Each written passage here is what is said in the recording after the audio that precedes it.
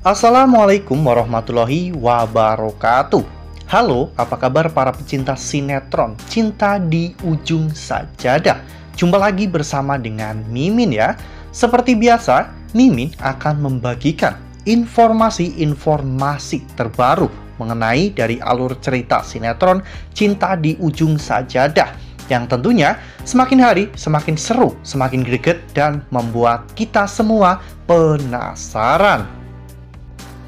Di video kali ini, Mimin akan memprediksi kemungkinan-kemungkinan besar yang akan terjadi di sinetron Cinta di Ujung Sajadah untuk episode nanti malam, di mana di episode nanti malam kita akan menyaksikan bagaimana Carla yang ternyata mengalami keguguran, ya kawan-kawan. Nah, kira-kira bagaimanakah kisah selengkapnya? Tonton video ini sampai dengan selesai ya.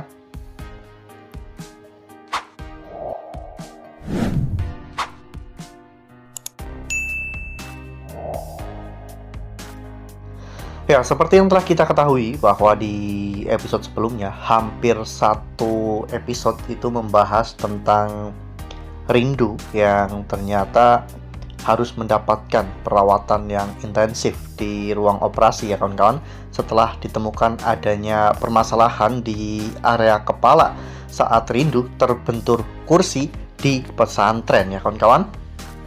Saat itu Alia yang mengetahui bahwa Rindu kondisinya kritis, Alia pun terlihat begitu sangat bahagia, di mana dirinya berpikir bahwa Rindu akan segera menyusul Hafiz ke liang kubur ya kawan-kawan.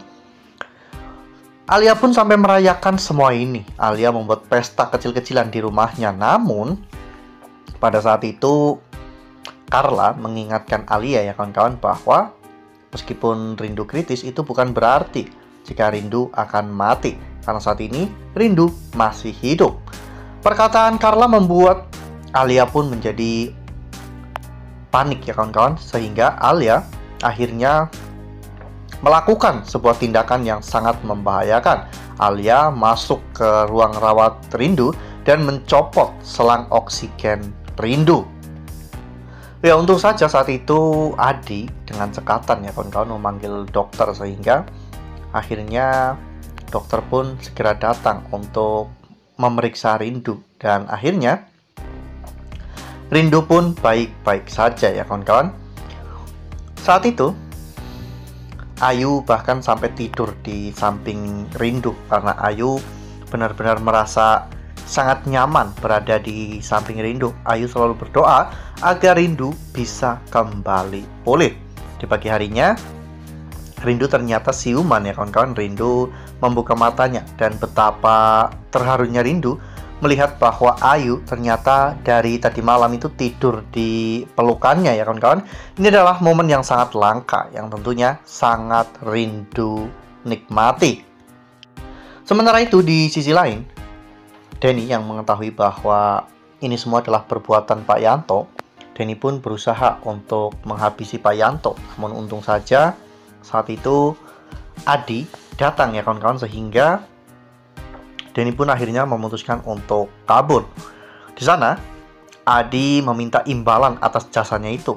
Adi meminta kepada Pak Yanto untuk tidak mengganggu Bunda Aminah, Rindu, dan juga pesantren, karena saat ini Adi yang memegang kendali penuh atas pesantren, dan Adi yang akan menjadi pelindung untuk pesantren. Pak Yanto pun terlihat meremehkan ya kawan-kawan, karena Pak Yanto sangat yakin bahwa dirinya pasti bisa untuk membawa Bunda Aminah. Tujuan Pak Yanto membawa Bunda Aminah karena Pak Yanto sebenarnya sudah curiga bahwa Rindu adalah anak kandung mereka ya kawan-kawan, dan ini ada hubungannya dengan penyakit Pak Yanto. Mengapa Pak Yanto ingin sekali mencari anak kandungnya? Apakah hanya anak kandungnya yang bisa mendonorkan sesuatu untuk Pak Yanto, sehingga Pak Yanto sampai mencari rencana sejauh ini? Nah, sebelum lanjut di video kali ini, Mimin sarankan agar teman-teman menekan tombol subscribe dan juga nyalakan lonceng notifikasinya agar teman-teman semua tidak ketinggalan informasi-informasi terbaru dari Mimin ya. Karena setiap hari Mimin akan membagikan informasi-informasi terbaru mengenai alur cerita sinetron Cinta di Ujung Sajadah. Mimin juga menyarankan agar teman-teman semua menonton video ini sampai dengan selesai agar tidak terjadi kesalahpahaman di antara kita. Namun di sisi lain ternyata Carla mendapatkan sebuah musibah ya kawan-kawan, di mana di pagi hari ketika Carla terbangun, Carla tiba-tiba merasakan rasa sakit yang sangat luar biasa di perutnya. Bahkan ketika Carla menghampiri Fauzan, Carla saat itu sampai pingsan ya kawan-kawan, dan membuat Fauzan benar-benar sangat ketakutan. Fauzan langsung melarikan Carla ke rumah sakit karena Fauzan tidak mau terjadi sesuatu yang buruk kepada kandungan Carla ya kawan-kawan. Namun sayangnya Fauzan sedikit terlambat ya kawan-kawan, di mana saat itu Carla ternyata mengalami pendarahan yang cukup hebat sehingga dokter pun menyatakan bahwa anak yang ada di dalam kandungan Carla tidak bisa diselamatkan. Ya, ini akan menjadi pukulan yang sangat telak bagi Carla, Bu Ratih, dan juga keluarga Fauzan. Mereka selalu saja ingin menyingkirkan Rindu, namun salah satu bagian dari keluarga mereka akhirnya tersingkir juga. Mungkin ini juga karena efek stres Carla ya kawan-kawan, yang mengetahui bahwa Reza ternyata sudah memiliki kekasih lagi, sehingga membuat Carla terus-menerus depresi, dan ini berdampak buruk terhadap kandungannya. Jika sampai hal ini benar-benar terjadi, ini mungkin akan menjadi sebuah peringatan bagi Carla ya kawan-kawan, agar Carla bisa berubah menjadi seseorang yang jauh lebih baik lagi.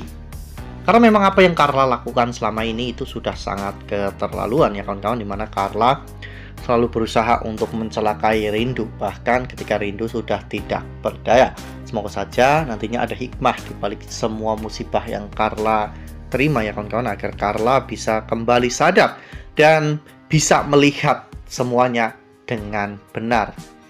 Mungkin Denny tidak akan pernah peduli dengan semua ini ya kawan-kawan, karena Denny juga tidak pernah peduli dengan kandungan Carla. Namun ketika mengetahui bahwa anak Carla ternyata keguguran, Denny mungkin akan merasa sedih karena salah satu rencananya akan berubah ya kawan-kawan. Dan salah satu rencana Denny mungkin saja bisa gagal. Wah, benar-benar makin seru ya, makin greget dan makin membuat kita semua penasaran. Nah, kira-kira apa yang akan terjadi pada Carla ke depannya setelah Carla kehilangan calon anaknya? Apakah Carla akan sadar sesadar-sadarnya, atau justru Carla malah akan menyalahkan Rindu dalam hal ini? Nah, tuliskan pendapat teman-teman semua di dalam kolom komentar ya.